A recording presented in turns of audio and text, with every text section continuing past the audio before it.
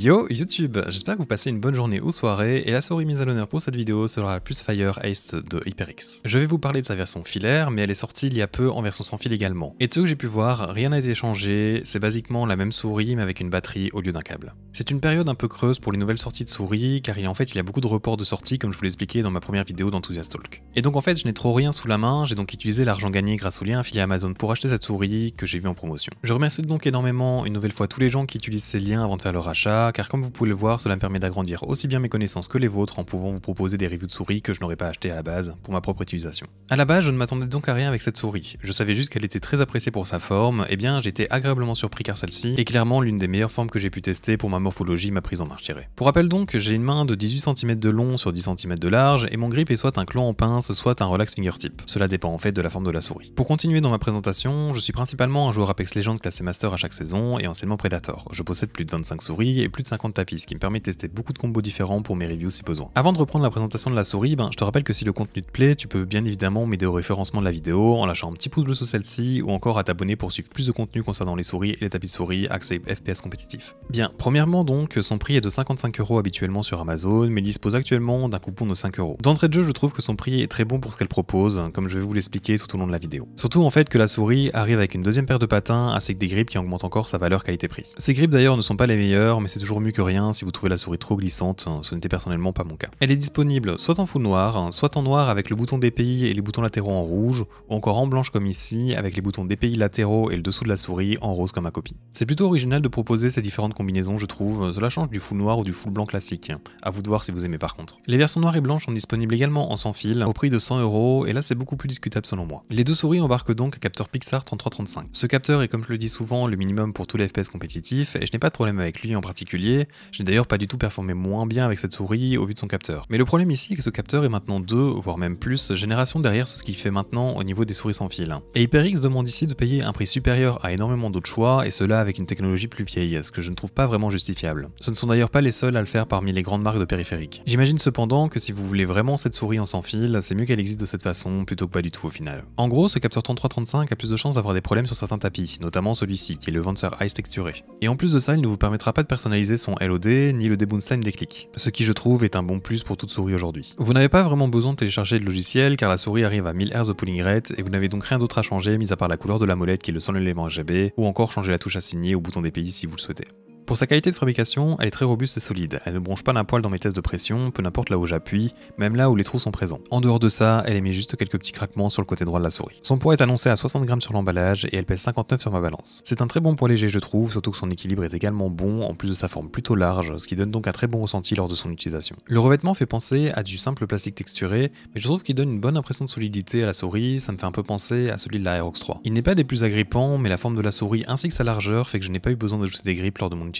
Au niveau de la coque, la souris dispose de quelques trous sur les clics principaux, l'ensemble de son dos ainsi qu'en dessous de la souris. HyperX a fait le bon choix ici cependant de ne pas mettre des trous sur le côté de la souris, ce qui n'oblige pas à mettre des grips pour les recouvrir, très bonne chose donc. Son câble est bon je trouve, j'ai une bonne configuration avec mon micro bungee de Pulsar, ce qui fait que le câble ne me dérange jamais vraiment. Mais je pense qu'il est tout à fait ok une fois dans n'importe quel bungee. Il est plutôt flexible mais pas trop, et il me fait penser en fait au câble de couleur Master par exemple. Le câble est blanc pour la souris blanche, ce qui est bien, par contre il n'est pas des plus jolis esthétiquement je trouve au niveau du tressage. Mais je chipote un peu car le câble est vraiment ok. Passons donc maintenant sur la souris. Nous avons déjà parlé de son capteur, mais je souligne en plus ici qu'il est plutôt très bien placé. Il est un peu en avant comparé au centre de la souris et il s'aligne parfaitement avec l'endroit où je place mon pouce sur la souris. Cela donne en fait donc un ressenti un peu plus naturel. Et la lumière apportée à ce capteur n'a pas l'air d'être immense, ce qui aide à mon avis à ce que le LOD ne me semble pas trop haut comparé à d'autres 3335. Ensuite nous retrouvons ici également 4 petits patins plutôt arrondis, des 100% PTFE bien blancs comme d'autres marques à présent. Ce sont des patins plutôt rapides et j'ai toujours aimé personnellement cette forme qui me fait penser à ceux de la G305 de Logitech. Ces patins sont plutôt bons ici encore je trouve et je n'ai pas le ressenti ni le besoin en fait de les changer. Si vous souhaitez avoir un peu plus de contrôle cependant, vous avez toujours l'occasion de les remplacer par des corpads par exemple. Enchaînons maintenant avec la molette qui est peut-être pour moi le seul élément négatif de la souris avant de parler donc de ses clics et de sa forme. Cette molette en fait est plutôt fine, ce qui me dérange pas du tout personnellement, mais je dois le signaler. Mais ce que je n'aime pas trop à son propos est le fait que l'écran en fait ne se ressemble presque pas lors du défilement. C'est un poil mieux que ceux de la Pulsar X-Lite V2 par exemple, mais personnellement j'aime bien avoir un feedback de chaque cran lors de mon utilisation car j'utilise énormément ma molette pour mes mouvements sur Apex. Et je préfère ceux qui utilisent un encodeur TTC Gold si je ne m'abuse. Par contre du coup la molette de cette souris est très légère au niveau du défilement, c'est quelque chose que vous recherchez. Son clic n'est pas trop léger à actionner et je n'ai pas eu de problème de double clic avec cette dernière. En soi la molette est tout à fait bonne, juste c'est pas comme moi je préfère. Pour le bouton DPI il est assez petit et son clic est plutôt bon. Passons aux clics latéraux maintenant, ils sont parfaitement placés pour moi je trouve, mon pouce en fait se place pile au milieu des deux et leur taille est très bonne je trouve, le bouton avant étant un peu plus fin que le second.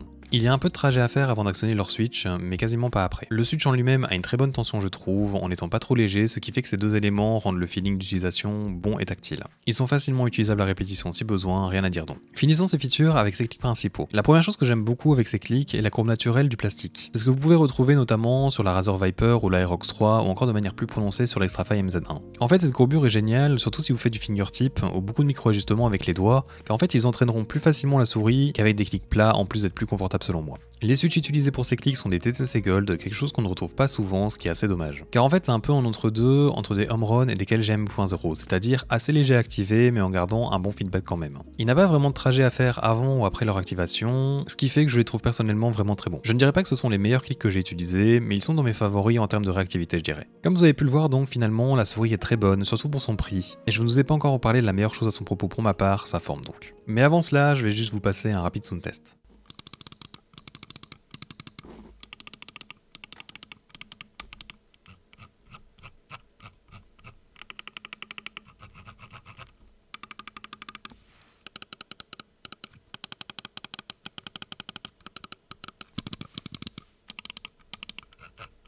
Parlons donc maintenant de sa forme. Basiquement et grossièrement, je dirais que c'est un peu un entre-deux entre la Logitech G Pro et une Razer Viper.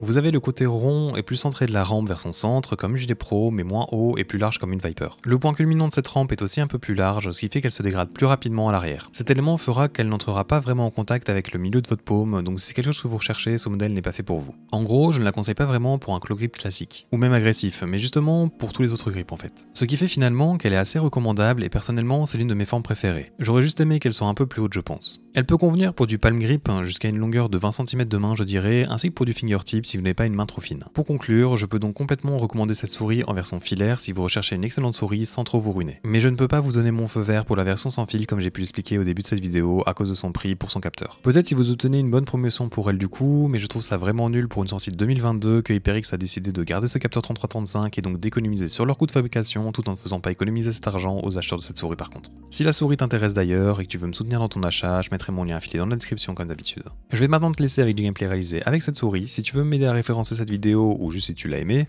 n'oublie pas que tu peux lâcher ton petit pouce bleu sous la vidéo avant de t'en aller, ainsi qu'à t'abonner à ma chaîne pour plein d'autres reviews. Avec cela dit, j'espère te voir dans un futur proche et à bientôt.